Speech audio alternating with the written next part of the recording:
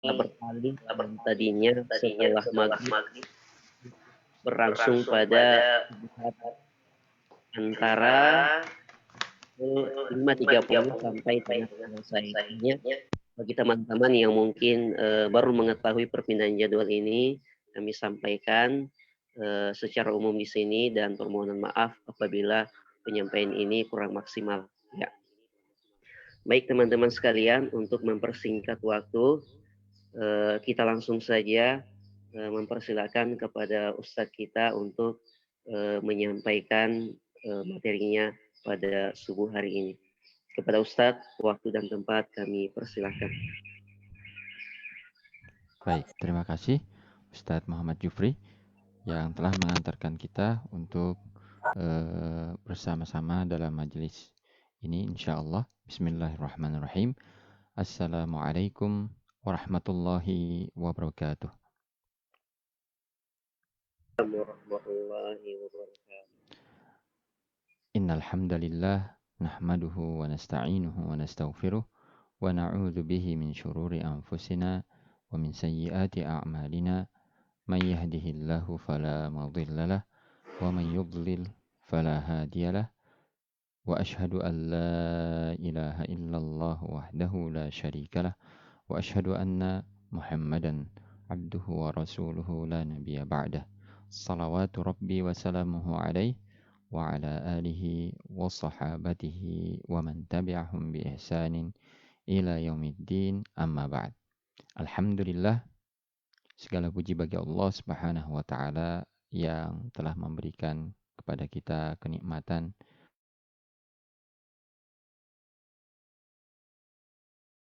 bisa berzikir kepadanya pada subuh yang mulia ini.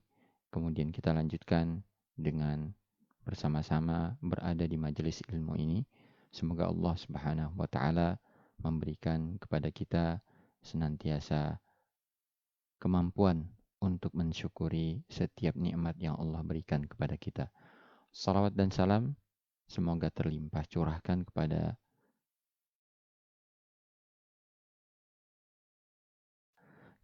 keluarga beliau yang mulia, kepada sahabat-sahabat beliau, orang-orang yang Allah pilih mendampingi perjuangan beliau, dan kepada siapa saja yang senantiasa mengikuti sunnahnya hingga akhir zaman insya Allah. Baik, ikhwati fillah, hafizakumullah. Seperti biasa, kajian kita pada kajian fikih wajib ini hanya akan membahas 3 atau 4 dari matan An-Nazmul Bayyin fil Fiqhil Muta'ayyin. Ini adalah pertemuan yang ketiga dan insya Allah pada pertemuan kali ini kita akan wudhu. Namun seperti biasa, sebelum kita mulai, kita akan membacakan terlebih dahulu bait yang menjadi bahasan kita pada pertemuan kita kali ini. Bait ke-11 sampai bait yang ke-14. Ana bacakan dahulu. Bismillahirrahmanirrahim. Qala an-nazimu hafizahullahu ta'ala. Yanquduhul khariju min sabili kan najisil kathiri lal qalili wa massu farjin duburan aw qubula biyadihi wa lamsu untha rajula wa aksuhu bishahwatin kal akli lilahmi iblin wa zawalil aqli wa ghasli mayyitin wa mujibati ghuslin wa la tas'al siwa thiqati. Baik, yang kuduhu membatalkannya, yang beliau maksud adalah membatalkan wudu. Al-khariju min sabili, sesuatu yang keluar dari jalan. Apa saja itu? Kita akan jelaskan. Kan najasil kathiri lal qalili. Itu yang pertama. Yang kedua adalah najis yang banyak, tidak yang sedikit. Ya, maksudnya najis yang keluar dari badan dalam jumlah yang banyak, tidak sedikit. Wa massu farjin duburan aw qubula. Begitu juga menyentuh kemaluan baik dengan punggung tangan atau dengan telapak tangan. Biyadihi, iya. Telapak tangan atau punggung tangan. Walam su'untha rajula. Yang keempat, menyentuhnya perempuan laki-laki atau sebaliknya, yaitu menyentuh lawan jenis. Ini pembatal yang keempat. Tentu saja yang keempat ini adalah wa aksuhu bisyahwah. Sebaliknya dengan syahwat. Maksudnya menyentuh kemaluan yang pertama yang merupakan pembatal ketiga itu dengan syahwat atau tidak dengan syahwat maka akan membatalkan wudhu. Tetapi khusus yang menyentuh lawan jenis maka tanpa dia hanya akan membatalkan wudhu jika dilakukan dengan syahwat. Itu yang keempat. Kal akli lilahmi iblin. Yang kelima adalah memakan daging unta. Ya, dagingnya disebutkan lilahmi iblin. Yang keenam wazawalil akli, hilangnya akal. Yang ketujuh wa ghasli mayyitin, memandikan mayat atau memandikan jenazah. Dan yang ke-8 yang terakhir adalah wa mujib.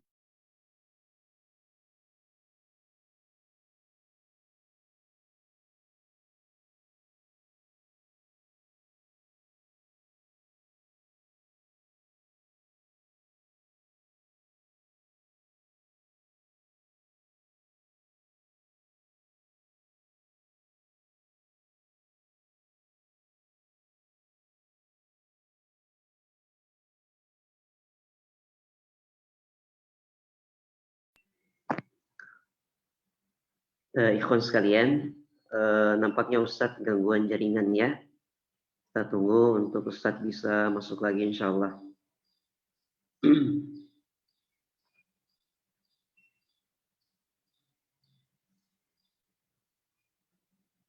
Ya, kita menyapa dulu. Di sini ada Ustadz Jihad, Masya Allah.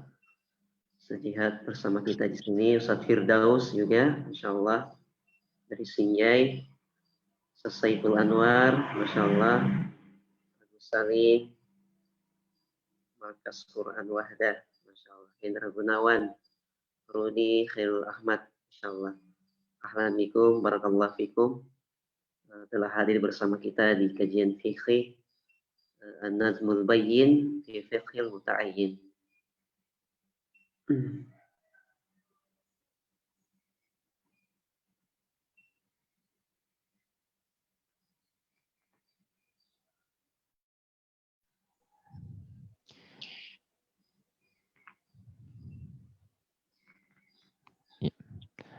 Ikhwati fillah, hafizakumullah. Tiba-tiba saya terkeluar dengan sendirinya. Sebelum kita mulai, apakah suara saya terdengar dengan jelas? Sebelum kita lanjutkan, apakah suara saya terdengar? Jelas Ustaz, jelas ya. Baik. Ya. Baik. Dari 4 bait yang kita bacakan tadi, ada beberapa yang beliau sebutkan yang merupakan pembatal wudhu. Ya. Apa saja itu? Bisa kita lihat dalam slide ini. Pembatal yang pertama, ada 8 yang beliau sebutkan. Pembatal yang kedua adalah yang quduhul khariju min sabili. Al-kharij min sabilain. Maksudnya adalah sesuatu yang keluar dari salah satu jalan. Jalan yang dimaksud adalah kubul dan dubur. Jadi apapun yang keluar dari kubul dan dubur, dan apapun bentuknya, maka itu membatalkan wudhu. Misalnya, qadarullah, ada seseorang yang keluar dari kubulnya sesuatu seperti batu misalnya.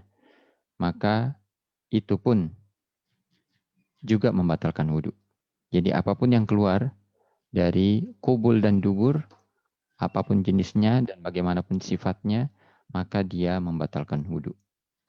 Ya, itu yang pertama. Yang kedua adalah al-kharij kan najasil katsiri lal qalili. Begitu juga yang sesuatu najis yang keluar dalam jumlah banyak dari tubuh. Contohnya misalnya darah. Ya, darah itu najis. Tetapi dia hanya akan menjadi pembatal wudhu apabila keluar dari tubuh seseorang dalam jumlah yang banyak. Syekh Abdul Fida Amir Bahjat Hafizahullah memberikan ukuran banyak atau sedikitnya seperti apa. Kata beliau, apabila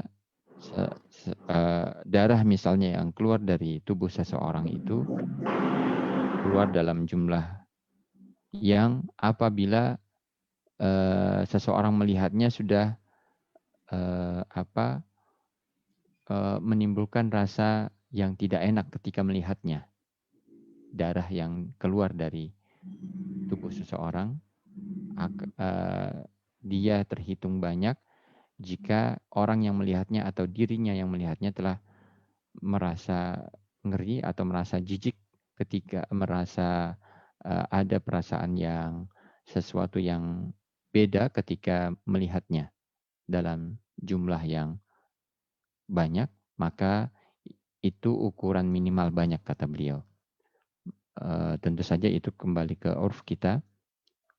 Nah, ini menunjukkan bahwa ketika yang keluar itu hanya sedikit, maka tidak membatalkan. Begitu juga dengan muntah.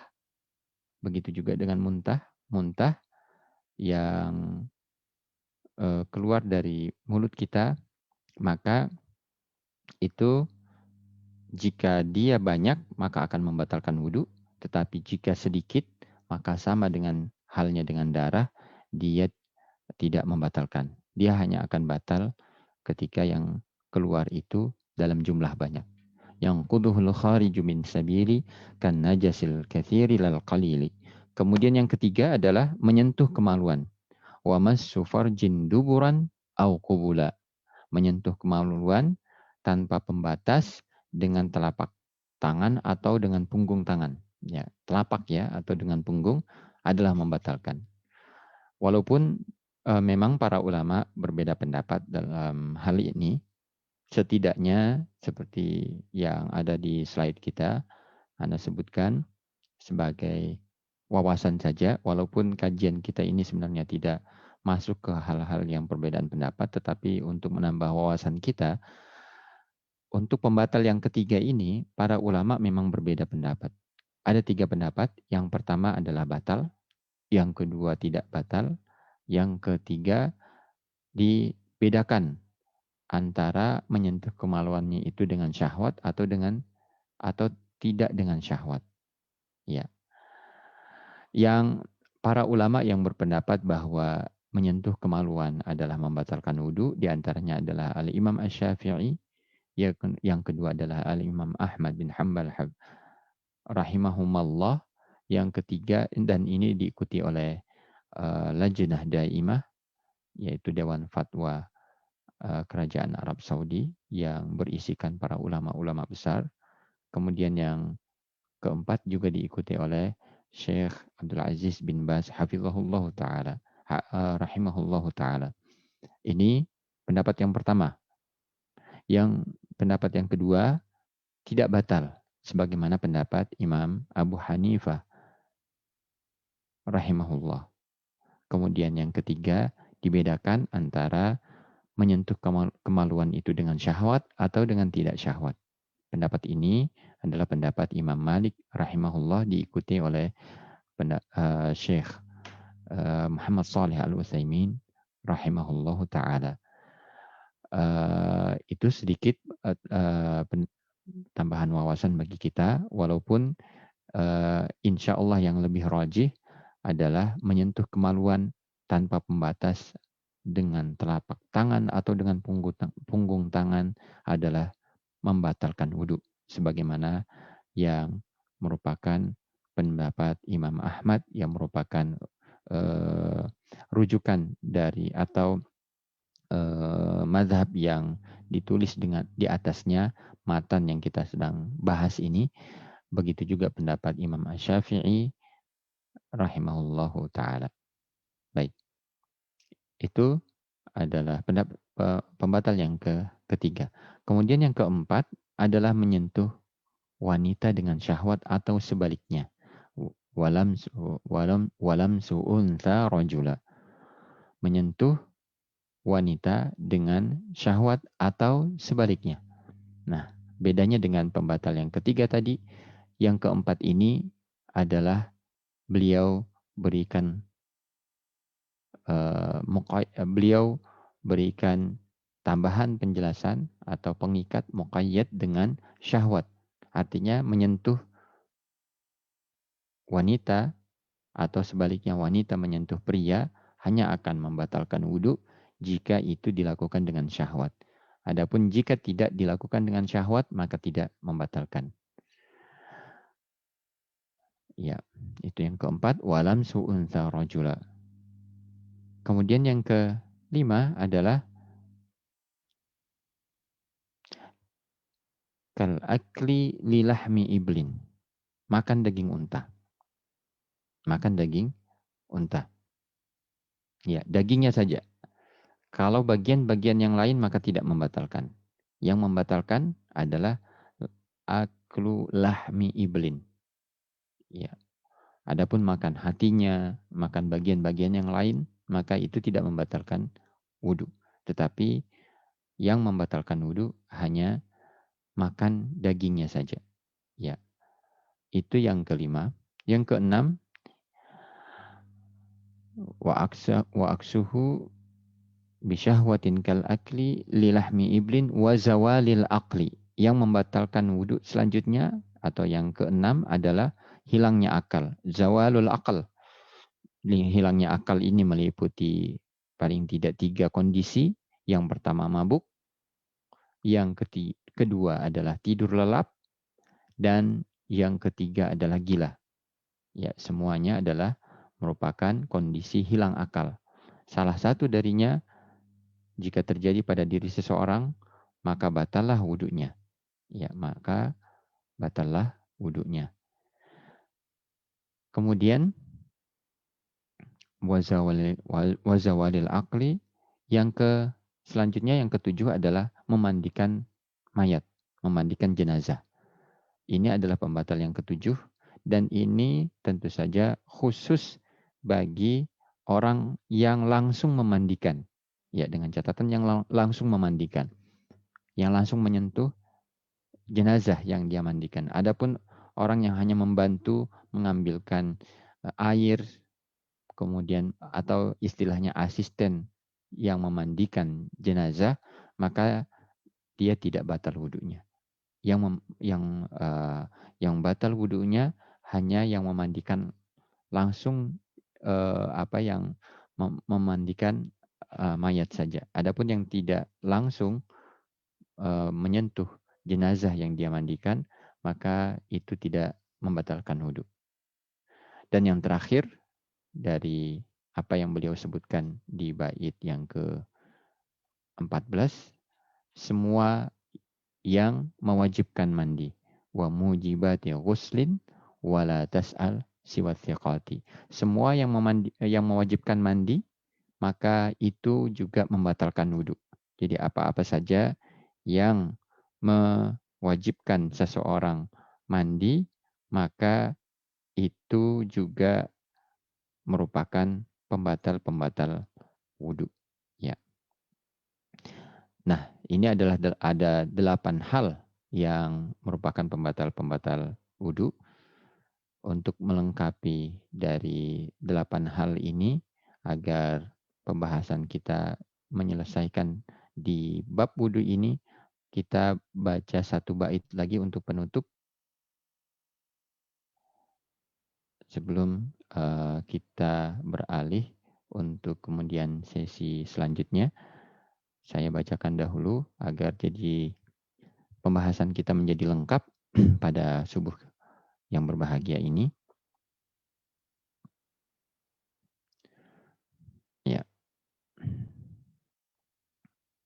bait yang ke-15 beliau mengatakan wa yumna'ul muhditsu massal mushafi wa min tawafin wa salatin fa'rifi. Dan yumna'u dilarang al muhditsu orang yang berhadas kecil massal mushafi. Apa saja yang dilarang? Yang pertama adalah menyentuh mushaf, wa min tawafin, dan dilarang tawaf, wa salatin, salat, fa'rifi, maka ketahuilah. Ya, di bait yang ke-15 ini beliau menekankan kepada kita orang-orang yang batal wudunya atau yang memiliki hadas. Hadas yang dimaksud tentu saja adalah hadas kecil, bukan hadas besar, karena pembahasan kita pada bagian ini adalah pembahasan tentang wudu. Maka yang dimaksud adalah al-muhdits di sini adalah hadas yang kecil. Ada 3 yang diharamkan atau dilarang dilakukan oleh orang yang berhadas kecil. Yang pertama adalah menyentuh mushaf. Mushaf yang kita maksudkan atau yang beliau maksudkan adalah mushaf Al-Quran yang di dalamnya tidak ada tambahan selain hanya ayat-ayat suci Al-Quran saja. Di dalamnya tidak ada terjemah, di dalamnya tidak ada tafsir dan penjelasan yang lain-lain. Hanya mushaf saja. Ya, hanya ayat-ayat Al-Quran saja. Itulah yang membatalkan wudhu. Itulah yang diharamkan untuk disentuh oleh orang yang tidak memiliki wudhu. Itu yang pertama. Yang kedua adalah tawaf. Karena Nabi SAW bersabda bahwa tawaf itu seperti sholat. Hanya saja tawaf itu beda dengan sholat. Kalau di tawaf kita boleh berbicara, sedangkan di sholat itu kita tidak diperbolehkan berbicara. Itu saja bedanya. Adapun secara hukum, maka dia seperti hukum sholat. Maka dia juga tidak boleh dilakukan oleh orang yang tidak memiliki wudhu. Yang ketiga adalah sholat itu sendiri. Maka Nabi kita SAW juga menegaskan Allah Subhanahu Wa Taala tidak akan menerima sholatnya orang yang sholat yang mana sholatnya ia tidak lakukan atau dia lakukan tanpa dia berwudhu. Ya, ini 3 hal yang tidak boleh dilakukan oleh orang-orang yang berhadas atau haram hukumnya bagi orang-orang yang berhadas atau orang yang sudah berwudu kemudian terjadi padanya salah satu dari pembatal-pembatal wudu yang kita sebutkan tadi. Alhamdulillah, ikhwati fillah, kita telah membahas 5 bait pada kesempatan pagi yang penuh berkah ini. Seperti kebiasaan kita mencukupkan bahasan kita pada poin-poin yang kita telah paparkan, tidak lebih dari 3 atau 4 bait, yang dengannya insya Allah ini adalah pertemuan yang ketiga. Di pertemuan yang ke-16 kita akan menyelesaikan semua hal yang wajib yang harus kita ketahui atau setiap muslim ketahui dalam hubungannya dalam ilmu fikih ini. Ini adalah pertemuan yang ketiga, insya Allah. Pertemuan keempat kita akan beralih kepada bab selanjutnya. Kita telah menyelesaikan bab wudu pada kesempatan kali ini. Yang benar datang dari Allah, salah dan khilaf dari keterbatasan ilmu yang ada pada kami. Kami minta maaf atas segala kekurangan yang mungkin tersampaikan pada pertemuan yang mulia ini. Selanjutnya kami kembalikan kepada Ustadz Muhammad Jufri untuk memandu acara kita selanjutnya atau pada sesi selanjutnya. Dari kami sekian, wassalamualaikum warahmatullahi wabarakatuh, ala nabiyina Muhammad wa akhiru da'wana alhamdulillahi rabbil alamin. Syukron wa jazakallahu khairan Ustaz atas penyampaian materinya pada pagi hari ini. Kita telah menyelesaikan 2 pembahasan, yaitu hal-hal yang membatalkan wudhu dan juga larangan bagi orang yang berhadas. Tentu teman-teman sudah mencatat dan insya Allah ini menjadi ilmu yang sangat berharga untuk kita, utamanya dalam menjalankan ibadah-ibadah sholat kita. Dan teman-teman sekalian dirahmati Allah Subhanahu Wa Taala, untuk menyempurnakan majelis kita dan untuk menguji pemahaman kita. Mungkin teman-teman ada yang ingin ditanyakan, silakan di kolom chat kita ya, di kolom chat kita, atau bisa bertanya langsung ya, atau bisa bertanya langsung. Silakan.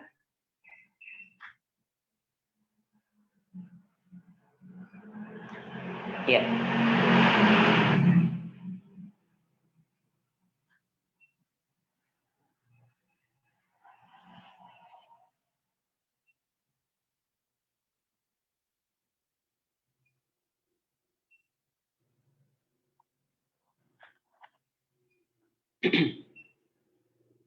Ya, Masya Allah. Nggak ada yang bertanya ya.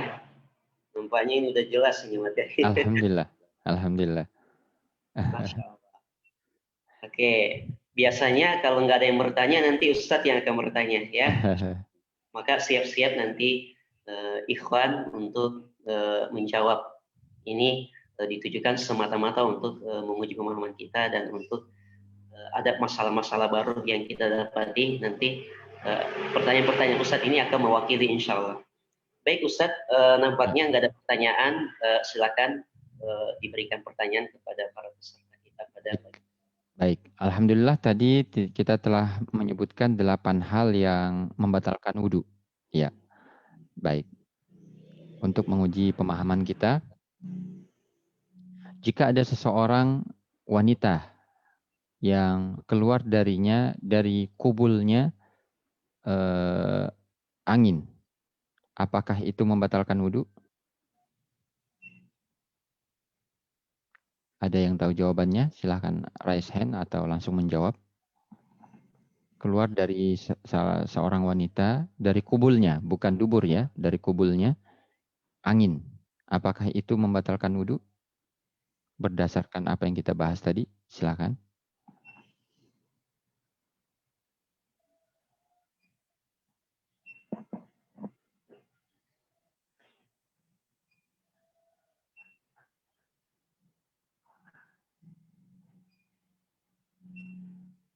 Di sini ada ya, Bapak Saiful Anwar, Bapak Firdaus.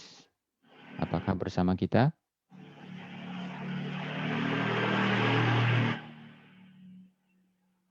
Ini ada yang angkat tangan Ustadz Muhammad Jihad. Silahkan. Langsung jawabannya. Membatalkan Ustaz. Ahsanta, barakallahu fiik. Iya, betul. Jawabannya adalah batal. Karena tadi beliau sebutkan adalah apapun yang keluar al-kharij min sabil.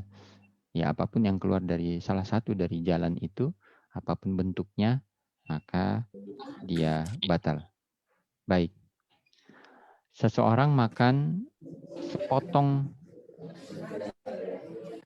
daging unta. Ya, sepotong daging unta. Hanya sepotong saja.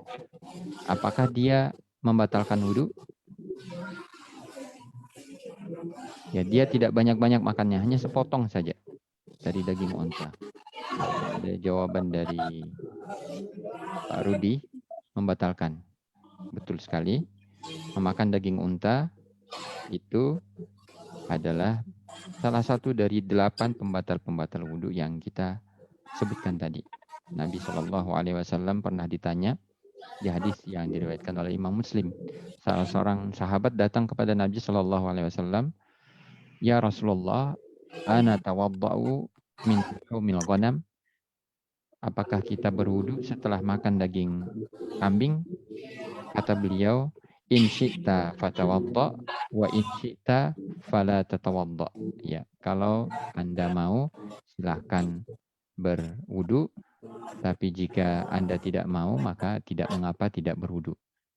Kemudian orang itu melanjutkan pertanyaannya, tawadda'u min luhumil ibl atawadda'u min luhumil ibl? Apakah saya harus berwudu setelah memakan daging unta? Maka Nabi SAW bersabda, na'am fatawadda' min luhumil ibl. Rawahu Muslim. Kata beliau, iya, setelah makan daging unta silahkan berwudu. Berwudulah kata beliau. Fatawadda', ya, jadi beliau memerintahkan. Dari sini para ulama kita menyimpulkan bahwa makan daging unta adalah membatalkan wudhu. Baik, pertanyaan selanjutnya. Seseorang tadi hanya sepotong daging unta hanya sedikit. Yang lain makan hatinya unta, ya. Hatinya unta 1 piring. Habis dia makan sendiri untuk sarapan misalnya, hatinya. Apakah itu membatalkan wudhu?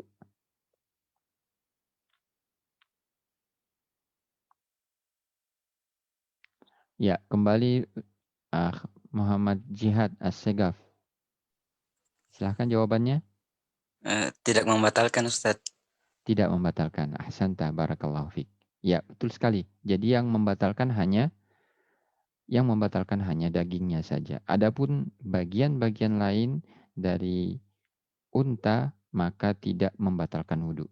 Bagian-bagian yang lain seperti hatinya dan seterusnya itu tidak membatalkan wudhu. Ya, baik. Pertanyaan selanjutnya.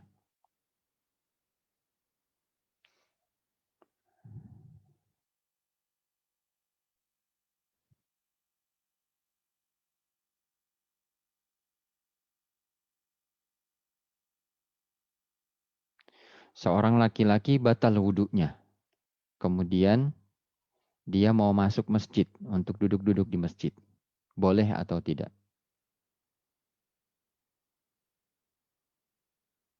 Ya. Ya. Akhrudi menjawab boleh. Betul sekali. Ya, betul sekali jawabannya boleh. Karena yang tidak boleh hanya 3 hal apa tadi? Yang pertama adalah mashul mushaf, tawaf, wassalat. Ya, itu saja. Adapun yang lainnya maka tidak mengapa.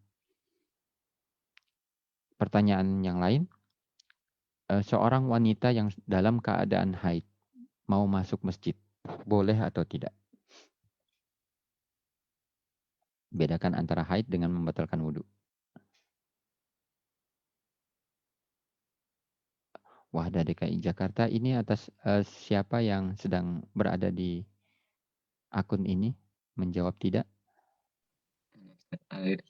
Ustadz Alir. Ahsanta. Ya, tidak. Ya, nanti kita akan bahas di hal-hal yang di bab mandi insya Allah. Tapi jawaban Ustadz Alir betul sekali.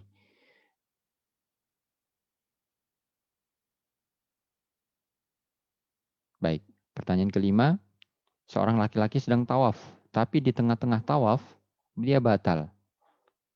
Batal, kemudian dia lanjutkan tawafnya tanpa berwudu lagi. Sah tidak tawafnya?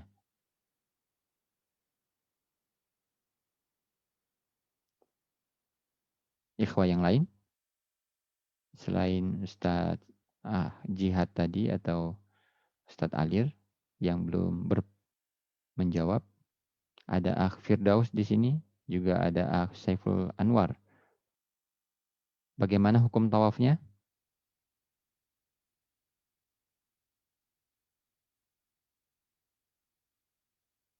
Sah atau tidak?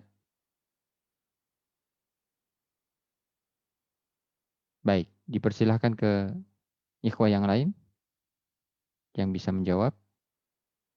Seorang laki-laki tawaf, kemudian batal di tengah-tengah tawafnya. Dia belum menyempurnakan tawafnya. Tapi batal, dia tidak wudhu kembali, dia lanjutkan tawafnya. Sah tidak tawafnya?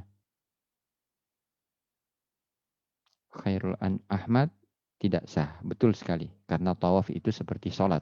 Iya. Tawaf itu seperti sholat. Baik, yang keenam, keluar dari dubur seorang laki-laki darah. Keluar dari dubur seorang laki-laki darah. Ya, la qadarullah. Semoga Allah menjaga kita. Apakah itu membatalkan wudhu?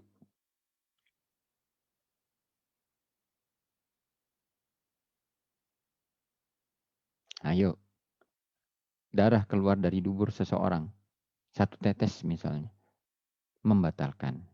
Ahsanta Ustaz Akhrudi. Kharajal madhiyu min zakarihi. Keluar al-madhi dari zakar seorang laki-laki, apakah itu juga membatalkan? Al-madhi. Jadi dari seorang laki-laki itu ada 3 yang biasanya keluar. Yang pertama air seni, yang kedua adalah al-madhi, yang ketiga adalah al-mani. Ada 4, satu lagi al-wadi. Al-wadi. Ya, al-wadi itu sesuatu yang keluar di saat laki-laki sedang lelah, ya, keadaan sedang sangat capek, keluar setelah buang air seni biasanya. Ya. Adapun al-madhi adalah cairan berwarna putih, berwarna yang agak kental, yang keluar ketika seorang laki-laki sedang bersyahwat. Nah, apakah jika dia keluar sedikit madhi dari kemaluannya, apakah itu membatalkan wudhu?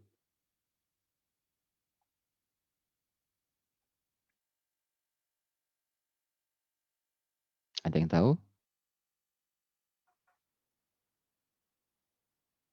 Membatalkan. Baik, betul sekali. Ahsan, tabarakallahu fiik. Yang terakhir, kharaja min duburihi al-qayh was-sadid. Ada nanah keluar dari tubuh seseorang. Nanah. Dan kita tahu nanah adalah najis. Apakah membatalkan wudhu?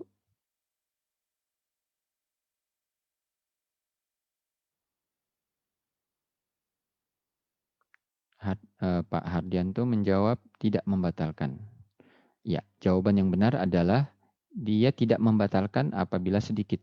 Tapi kalau banyak, dia sama dengan hukumnya darah tadi atau muntah, maka dia membatalkan wudhu.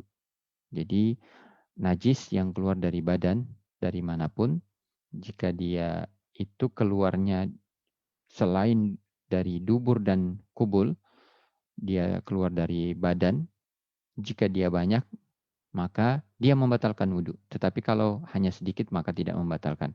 Beda halnya kalau nanah itu keluar dari dubur. Ya, la qadarallah. Kalau dia keluar dari dubur, maka sedikit atau banyak dia membatalkan. Tetapi kalau dia keluar dari bagian tubuh kita yang lain, la qadarallah, dari bagian tubuh manusia yang lain, maka itu hanya membatalkan jika dalam jumlah banyak, tapi kalau dia dalam jumlah sedikit maka tidak membatalkan. Baik, cukup kira-kira apa yang kita bahas pada pertemuan kita pada pagi hari ini. Semoga Allah Subhanahu wa taala memberikan kita senantiasa tambahan ilmu yang bermanfaat, dan semoga Allah Subhanahu wa taala memberikan taufik kepada kita untuk mengamalkan ilmu tersebut dan menyampaikannya kembali. Kurang lebihnya kami mohon dimaafkan. Hadanallahu wa iyyakum ajma'in. Assalamualaikum warahmatullahi wabarakatuh. Waalaikumsalam warahmatullahi wabarakatuh. Jazakallah khairan Ustaz. Alhamdulillah kegiatan kita pada subuh hari ini telah kita selesaikan. Setelah tadi proses terakhir adalah tanya jawab dari Ustadz kita, dan kepada teman-teman sekalian, jazakumullah khairan atas partisipasinya untuk dapat bergabung di kajian fikih wajib kita, Nadbul Muwayyin fi Fiqhil Muta'ayyin. Ini adalah kajian rutin dari Wahda Islamiyah Depok yang bisa teman-teman saksikan juga insya Allah live di Facebook Wahda Islamiyah Depok, juga rekaman ulang di TV Wahda Depok, supaya teman-teman bisa mencatat kembali apa-apa mungkin yang tertinggal atau yang lambat masuk untuk mendengarkan penjelasan Ustadz. Dan kegiatan ini insya Allah juga rutin setiap hari Rabu pada subuh hari pukul 5.30.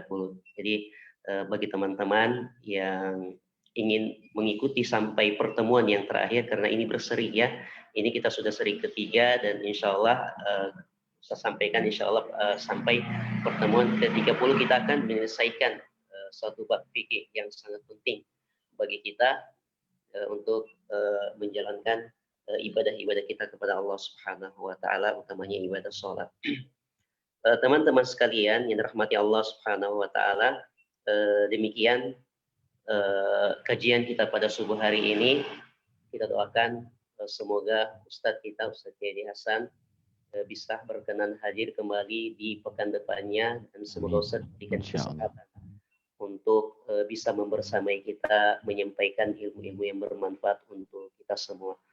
Dan juga kepada teman-teman kami harapkan kehadirannya dan juga bisa men-share ini sebanyak-banyaknya kepada teman-temannya, kepada keluarganya, agar makin banyak yang mendapatkan manfaat dari ilmu yang disampaikan oleh Ustaz kita pada subuh hari ini dan insya Allah ke depannya.